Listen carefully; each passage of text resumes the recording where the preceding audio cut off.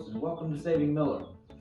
I decided it's time for a new project. So today we're going to build a different type of garden bed. This is going to be more like a planter box, but it's going to be elevated and should look really nice. We're going to build it out of redwood. So I'll show you. This is a piece of redwood here. Very nice stuff. It's not very heavy and quite durable, holds up well in the weather. Here is my sketch. This is what it's going to look like. Here's the material list. Hopefully that will stay about the same. So I have not built this one before. This will be a first attempt, but I think that'll give you a true picture of sort of how it's going to go. So we're going to have an enclosed box up here. This one will have a bottom in it. And then I'm going to put a shelf on down below here. So it'll be about 30 inches high with the 4x4s that you see there as the posts. So the first step is to cut these 4x4s. We need 4 of them. I had a 10-footer. So we're going to cut 4 pieces at 28.5.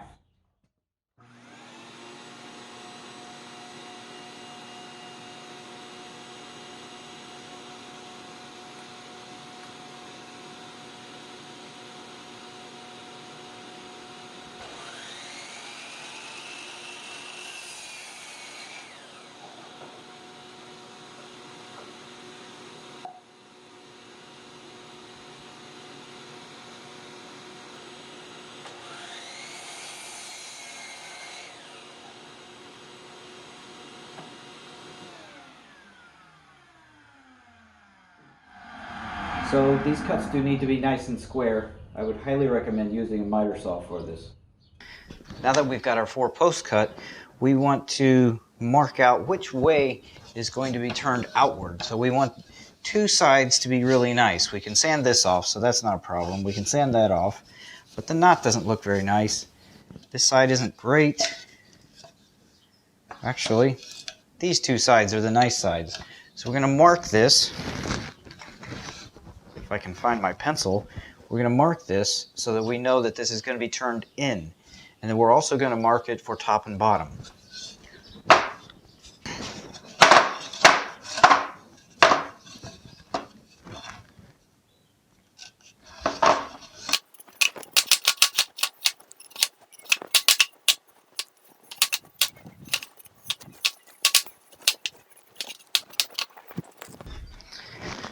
Now I want this thing to look really nice, so the next thing that we're going to do is mark out. We're using this 2x4 to show us where we need to be, but we're going to mark this out like this,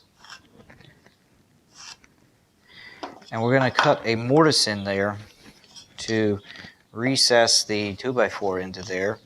And we're going to cut a little notch along here where the sheet metal is going to go, so that it all is recessed into the post. So this is going to make it very strong, and it's going to look really good.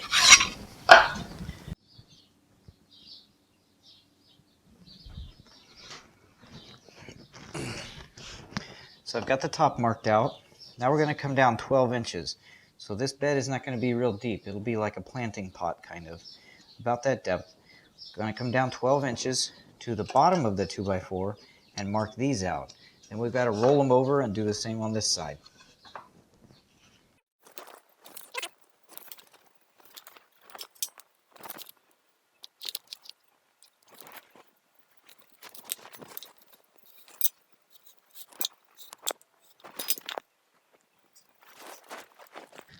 Okay, due to lack of the proper tooling, some restrictions there, I had to get creative.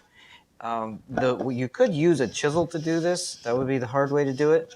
But I started with a 3/16 or 1/4 inch drill bit to establish my corners, and now I'm going to use the router to start taking the material out. So I've got a 1/2 inch bit here, and I'll take that material out, and then I'll use another one to go just a little bit deeper.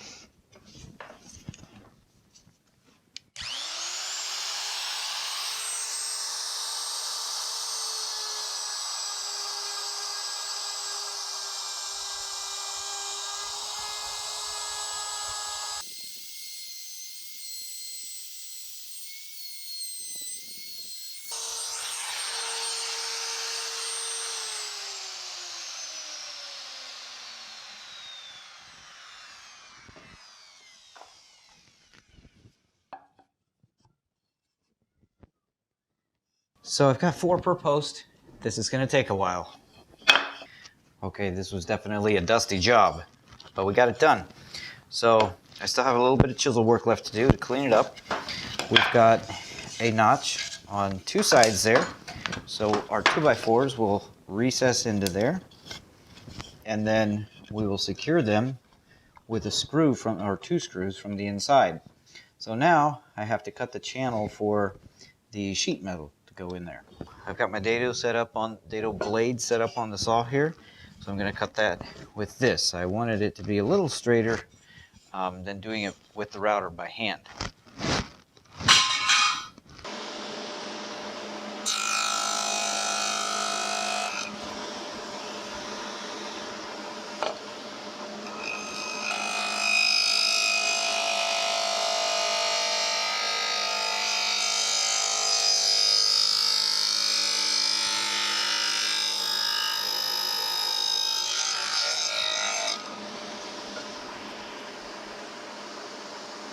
Okay, now I've got a little groove there for the sheet metal to fit into. I just have to clean up the bottom ends here with a chisel. We are almost finished with these posts. The last thing that we need to do is drill a hole here. So we're going to come up 6 inches on each one.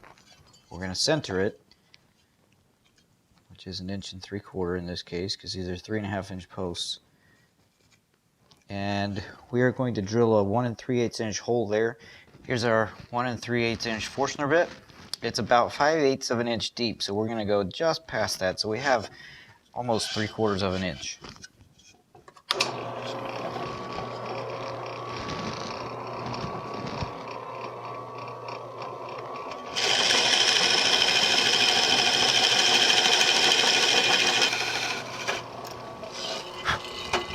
So we're going to do this right underneath each one, hole on each side. Okay, we've gotten the post finished. This only took about 1.5 hours, so that's not too bad. So we have a 3/4 inch recess here for the 2x4s. So they'll slide right in there like that. We'll be able to fasten them. And then the sheet metal, if I can find a piece, will go on the inside like this. It'll fit right in that groove. And we're going to stay up a little bit so that we will have room to fasten it here and have room to put the bottom in. So the next thing that we're going to do is cut the 4 long pieces and the 2 short ones. So we're going to make, so the outside dimensions of this are 2 feet by 4 feet. I think that'll be a nice size.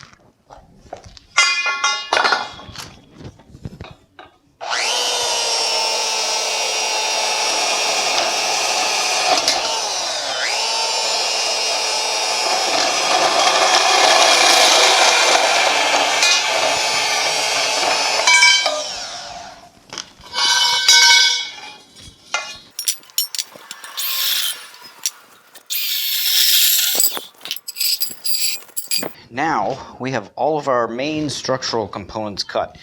The posts, of course, were the hard work. The other stuff doesn't take long. It's just cutting it to length. So the 2x4s here are 42.5. These tubes are 1/4 inch shorter. So those are 42.25. And then the sides here, 18.5 for the 2x4s, 18.25 for the tubing. We need 2 rails here. And these are going to support the bottom. And so we're going to use that same Forstner bit just like we did this. So we're going to do that, but we're going to do it on the 2x4. Let's go 11 inches on center. Okay, so I got the holes drilled. Now we actually have everything cut except for the sheet metal.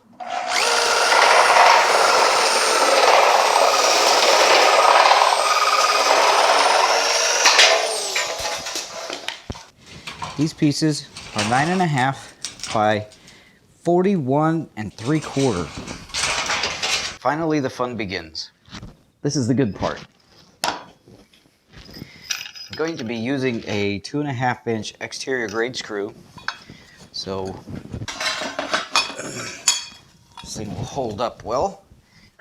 We're going to assemble the 2 long sides first. So we don't need this short stuff just yet. sure we have a good matched top and bottom pair.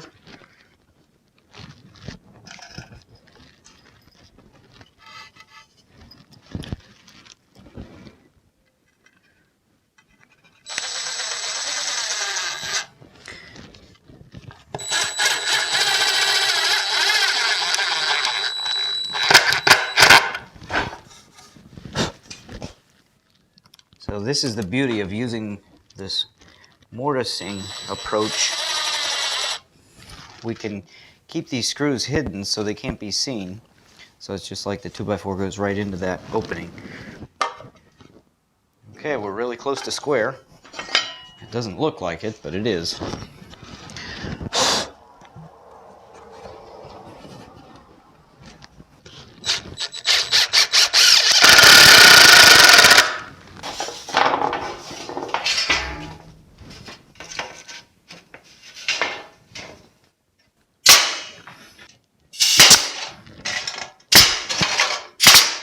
Because my floor is dirty, I'm going to put a couple boards down.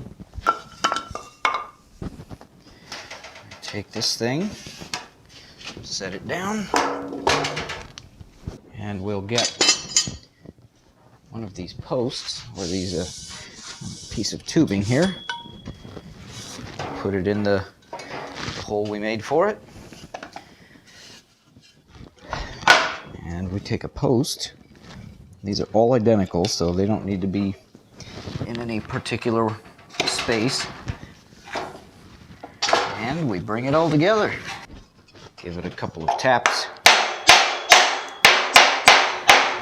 And there you have it. Except when you do it, actually put the post on before you put this on, then just slide that in from the top. That's the better way to go. This side is complete. Check that out. That looks pretty good. I like the size. It's very stable. Really strong. And then we'll put the other side together.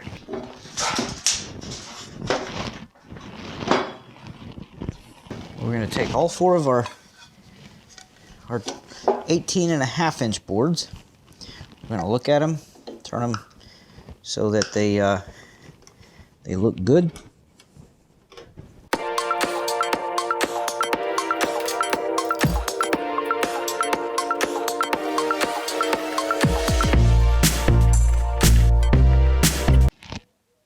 This is going to be tricky. We're going to line all those things up with this one. Ha!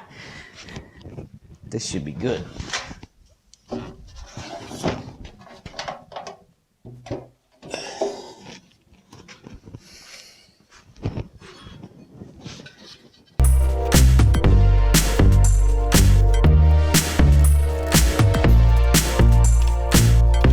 Okay, the first issue. We made a mistake. These things are too short. So we're going to have to fix that. I will give you the correct measurement on the screen now.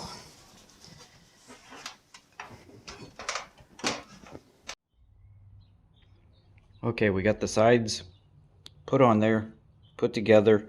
I put some screws through here at an angle, pre-drilled of course. Cut the little side panels. They just slide right into the groove we made, and the bottom is resting on the pieces underneath. Just like that. Pretty straightforward, pretty simple. So now I'm going to put the top cap on around here. Okay folks, we are almost finished with this thing. I've got the top together. I mitered these corners so that we're nice and tight. We want them to look really good, kind of fit together. And to make them stronger, I drilled pocket holes in the back and put some screws in there to make so it holds together. So this is constructed kind of like a picture frame, and we'll put it on top there. We'll line up the edges, and then we need to put some screws through here. Now, because of, the way that this thing is finishing out, I don't want screw holes on the top here. We have no exposed fasteners anywhere here, no holes or things like that. So we're going to have to come up with some kind of a trick to fasten this thing down without having an exposed fastener. I think I have an idea. Let's cut a plug out of the same redwood that we used to construct it.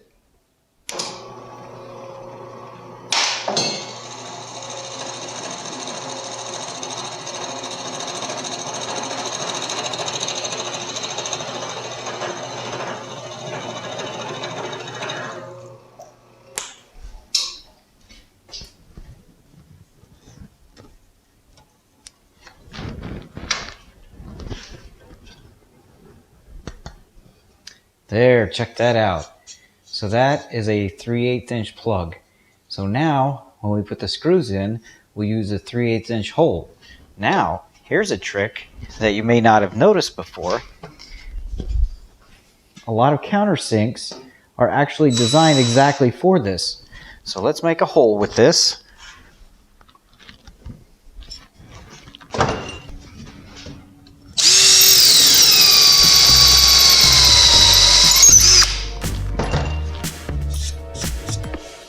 So we've got our hole. My countersink is reasonably sharp. Now we can take this thing and we want to match the grain direction. Put the plug in there.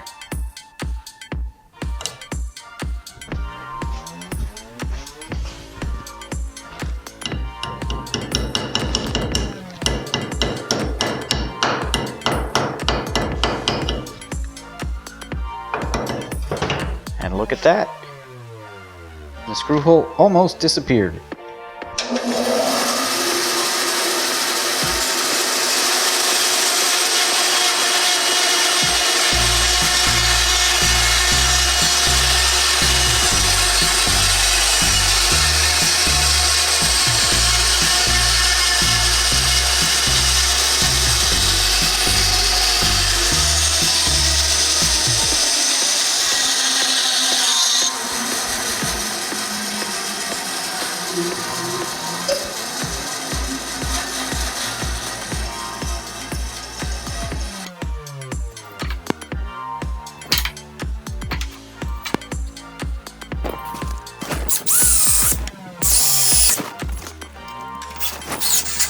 We're gonna put just a little bit of glue on there.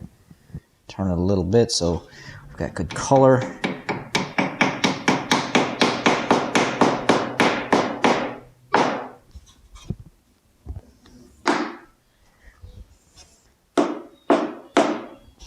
Very unique. There you go. So this came off of here. We've got our screw hole filled and we are good to go. We're still gonna sand those off, but that's a great way to fasten the top down. And then the last thing we got to do is fasten this thing down here. Now for the slats on the bottom here, I am spacing them basically that 1/2 inch and spacing them evenly across here. And then I am using a heavy duty interior-exterior construction adhesive to secure these to the rail, and that gives me a really nice clean look so that I'm not putting fasteners in there. There you go, folks. Another successful project by Saving Miller. I really like the way this thing turned out. I think it's going to be nice. I'm sure somebody's going to plant some nice plants in here. I don't care too much about that. There are a couple of things I'm still going to do. Just kind of extras. I'm going to put a drip tray down here to catch any water that comes out, and I might put wheels on it. So there you go. Good luck on yours. Saving Miller out.